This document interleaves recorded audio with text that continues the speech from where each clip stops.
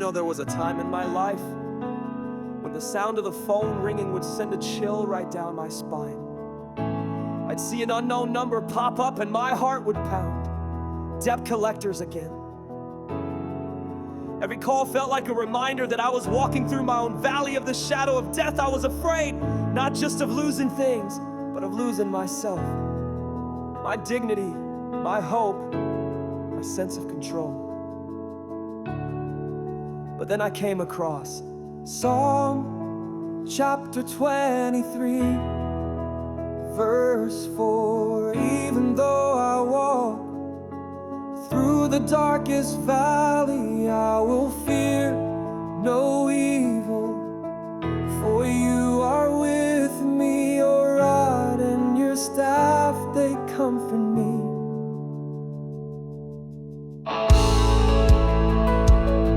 At first it sounded beautiful, but distant, like something meant for someone stronger, someone more faithful. But the more I sat with it, the more I realized David wrote this not from a place of safety, but from the middle of his own darkness. He wasn't spared the valley, he was led through it. And he found courage, not because the threats disappeared, but because he knew he wasn't alone.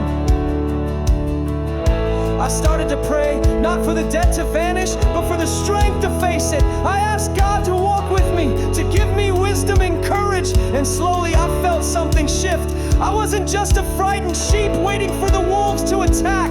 I was being guided, protected, and comforted. God's rod and staff, his protection and guidance became real to me. I realized I could face the collectors, not as a victim, but as someone with dignity and hope.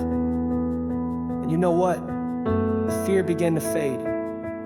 I started answering those calls. I started negotiating on my terms with honesty and respect. I wasn't begging, I was standing. I was no longer alone in the valley. God was right there beside me, giving me the strength to speak, to ask for what was fair, to set boundaries. Psalm chapter 23, verse 4. Is it a promise that we'll never face trouble?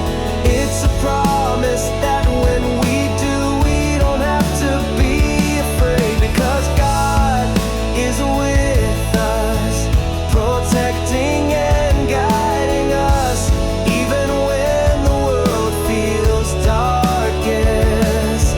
I learned that with God by my side, I could move from fear to courage, from hiding to negotiating, from being overwhelmed to being at peace.